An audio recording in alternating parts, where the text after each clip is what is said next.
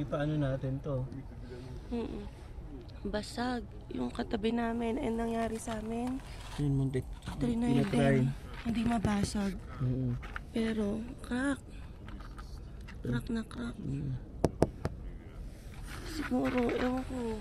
Ito, yung katabi namin, oh. Ukrainian kasi yung katabi namin. Nagta-translate lang siya. Isang sentence na yung nakita ni Kuya.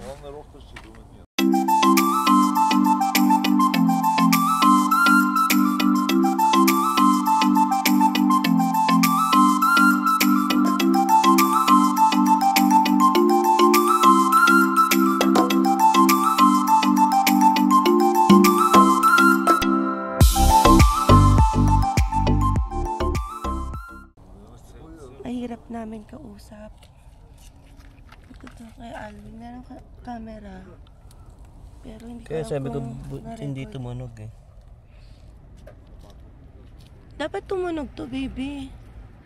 Diba? Yun yung pinagtataka ni Alvin. May alarm to, yan na naman. Iisip ko, baka kala ko nabasag din. Kasi tinawag kami nung kapitbahay.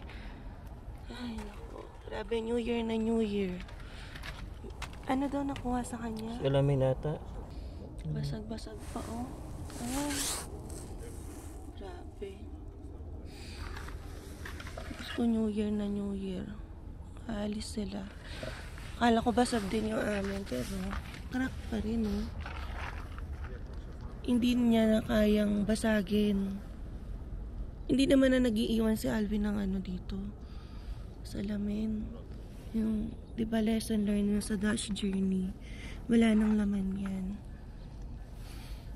Ay, nako. Kaya yung, ewan ko kung tatawag ng pulis yung kapitbahay namin. Hindi ko alam, ayun nga, may nakuha daw na salamin or shades sa kapitbahay namin. Lamig. January 1, no, guys. May ganito na namang incident. Buti na lang sa amin, hindi naman siya talaga ganun nabasag, pero nag-try. So, sa katabi ko nga, yan, nakita niyo naman yung video kanina. Basag talaga. Pero sa amin, trinay na talaga niya eh. Ayun, no? Ewan kung makikita nyo. Ito. Saka ito. Saka ito, may crack na siya. Ayun. May linya na yung crack niya.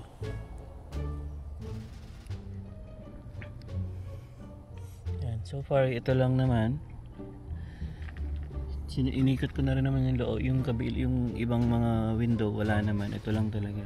Pero yun nga, wala rin naman siya makukuha dyan kasi hindi na ako naglalagay ng salamin ko talaga dyan. Kasi nga, diba, na-trauma na tayo sa ganito. Pero dito sa katabi ko, ayan, basag na basag. Sabi ng Ukrainian, may nakuha ata sa kanya salamin. Eh, medyo hirap siya mag-English, kaya tinatranslate niya lang sa akin. Ayan, so yun naman yung mga nakita ko. Ito, hindi naman, wala naman eh. Ayan, so yun lang, yung kabilang side. Bad trip. Ayan. Kanina nung nag-doorbell sa akin yun, akala ko talaga basag kasi sabi niya, kasi hindi pa siya makapag-English, sabi niya parehas nga daw kaming binasag, sabi niya.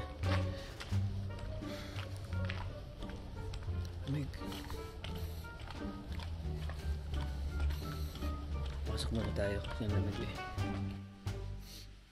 So yun nga guys, no, bali tumawag na kami ng pulis, pero ang sabi kay Emma, parang gagawan lang ata ng case number. Ang sabi lang is picturean yung yung salamin, tapos yung mga crack, picturean para daw isend daw sa insurance. Pero hindi ata sila pumupunta rito, parang ganon. Oo, hindi daw nila parang siguro sa kanila parang normal na siguro dito yan, ano. Kumbaga gagawa na lang daw nila ng case number para nga yun na ipasa namin ngayon sa insurance. Ay nako. Pero kanina guys, kinabahan talaga ako kasi sabi sa akin yan, itong kapitbahay ko sa taas is basag nga daw. Kaya sabi ko kay Emma, shit, sabi ko, ito na naman. About sa kotse na naman, no? Ayan. Hindi ko alam, siguro parang mas safe pa ata park sa harap na lang namin dito kaysa dun sa likod.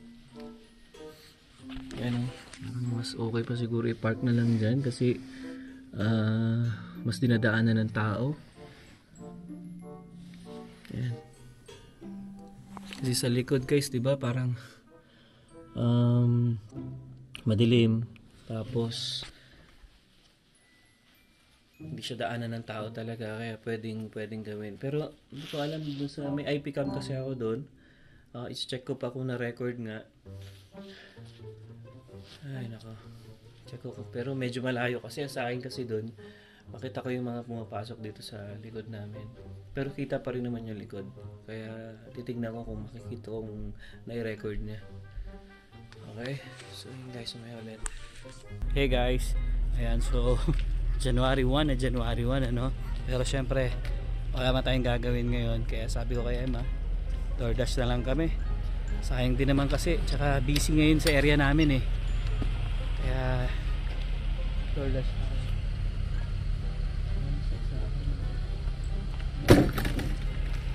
Okay. Ito na lang guys, hindi ganun kalamig. Kaya okay siya. Yung nga lang, no, medyo maaga yung dilim ngayon kasi nga alam niyo naman pag winter time talaga. So yun guys, no, wait lang, may ayusin lang tayo. So yun guys, no, nakita niyo naman yung video kanina, no, sa January 1 medyo olats. Pero buti na lang din talaga guys, hindi siya ganun talaga nabasag. Kumbaga, ayun, no, may lamat lang talaga siya. Kaya nilagyan ko na lang muna ng tape. Ayan. Then yun nga, na-report na rin namin sa police. And sabi nga, picture namin yung damage. Tapos binigyan na ba tayo, baby? Binigyan na pala kami ng case number. Then isi-send na lang namin sa insurance namin. Ayun. So buti na lang talaga guys, ganito lang yung nangyari, ano. Hindi siya hindi talaga siya yung totally nabasag talaga. May dot lang talaga siya. Ayan, unlike dun sa katabi namin kanina guys, no, yung nakita niyo yung video, talagang binasag talaga yung salamin niya. And ang sabi niya sa akin, nakuha nga yung salamin niya. Ayan, buti na lang ako, wala akong, hindi na ako nag-iwan dito kasi guys, diba? Alam niyo naman before, nangyari na sa akin yan. Pero hindi naman binasag yung salamin ko. Yung siguro nga fault ko yon na naiwan kong bukas yung pinto kasi ito lang talaga yung bukas nun, yung sa driver seat lang, the rest sarado eh. So doon lang ako nagtaka. Pero anyway, tapos naman na yun. And ingat na naman ulit.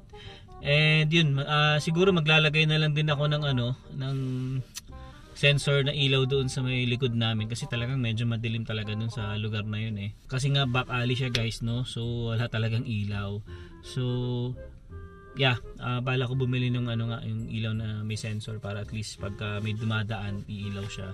At saka siguro ayusin ko na rin yung IP cam ko kasi nasa baba kasi siya banda. So although kita yung gate nga lang, no, pero yung sasakyan is medyo nasa kabilang kasi harang siya kaya hindi siya gaano makita. Siguro ayusin ko na lang, and tingin ko naman mas papayagan ako ng may-ari ngayon kasi nga may ganyang incident Ayan. So yun. Anyway, ganun talaga nangyari na. And hindi naman namin kasalanan kasi okay naman yung park namin, no? May parking na naman talaga kami, pero talagang pag inabot ka talaga ng malas, talagang wala tayong magagawa eh. So move on na lang tayo.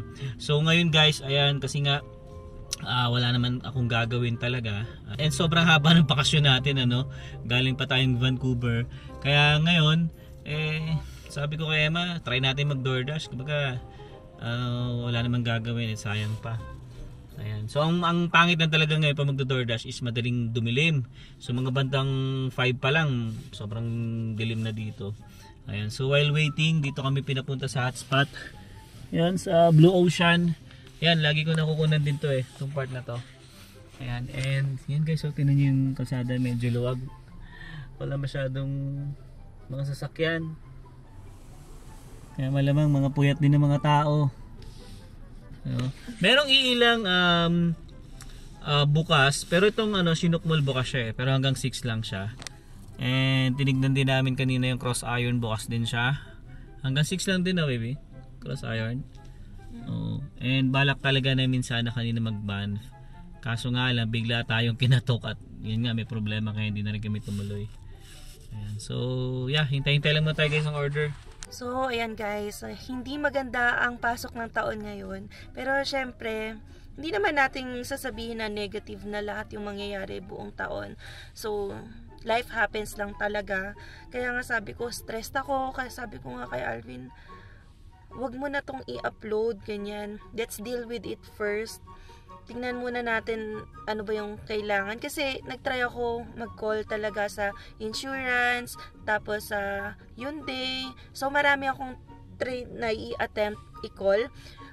Kaya lang since January 1 sabi call back ako by January 2. So ang unang-una ko pala tinawagan kanina ay yung Calgary Police to report the incident. Kinuha ko yung number sa landlady namin, so I informed her kung ano yung nangyari. Syempre tenants niya kami, ito yung nangyari sa parking area niya. Yun nga, she felt sorry din, pero sabi niya nga even in good communities din talaga may mga bad guys o yung mga taong wala talagang magawa na matino sa buhay. So, baka nagliwaliw yun during New Year's Eve. Hindi namin alam kasi gising pa naman kami until 2:30. 2:30 pa nga ako natulog ng New Year's na yon. Pero wala naman kaming narinig kung ano man, lalo na yung sa katabi naming car na binasag. Diba yung naman namin, malapit yun sa garage. So, hindi ko na alam talaga kung kailan or what time nangyari. And yun nga, nung tinawagan ko yung Calgary Police, yan, tinanong lang kung ano yung nangyari. Since this is non-emergency, doon tayo sa non-emergency hotline. Sabi, I can report this online kasi this is damage to property. So, type ka lang doon ng details, anong oras nangyari, anong unit ng car, yung mga ganong details, and then gagawan daw ako ng report which I can submit sa insurance when I claim. Tapos I ask, kasi syempre first time lang naman namin mag-report sa police ng ganitong incident. I ask kung is there someone who's gonna come over para syempre i-check yung situation. Sabi nila, in situations like this, yung mga ganyang damage to property lang naman daw ay no one's gonna come, you just have to report it online. So, just the sad part na ganun pala talaga yung sistema dito.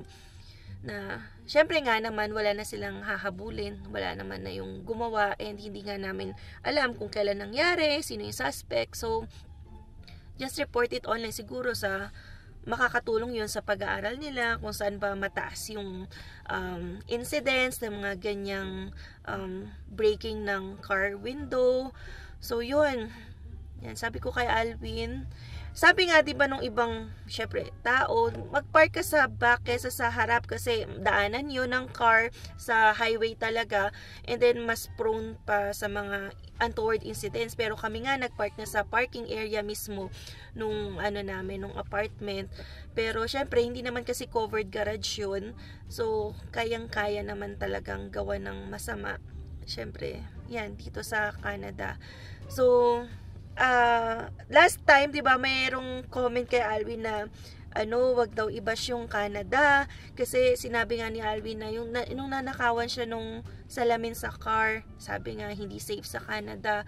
So sabi ko, wag na natin tong i-upload o pag-usapan sa vlog kasi lalo na hindi rin naman ako okay kanina. Pero sabi niya naman, ito yung buhay natin sa Canada. So ito yung nangyayari na dapat makita rin. Parang it's not something to hide. Hindi naman natin fault. Hindi naman tayo nagpabaya. Oo. Para rin makita nyo how we dealt it. Kasi wala, part talaga ng life. Pero syempre, nandiyan na rin yung goal na sana nag-rent tayo or near future makakuha tayo ng bahay na may garage talaga. May garahe talaga.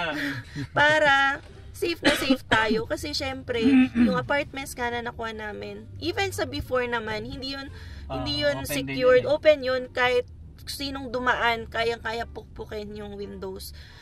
Although meron siyang cover sa taas, ito yung walang cover, pero yun nga, it's talaga pwedeng daanan ng any person. So yun, ang solusyon lang talaga dito ay covered garage. Pero may mga incidents din, pero may nakita akong vlog na sabi ay yung kapitbahay niya daw binuksan yung garage. So kahit diba?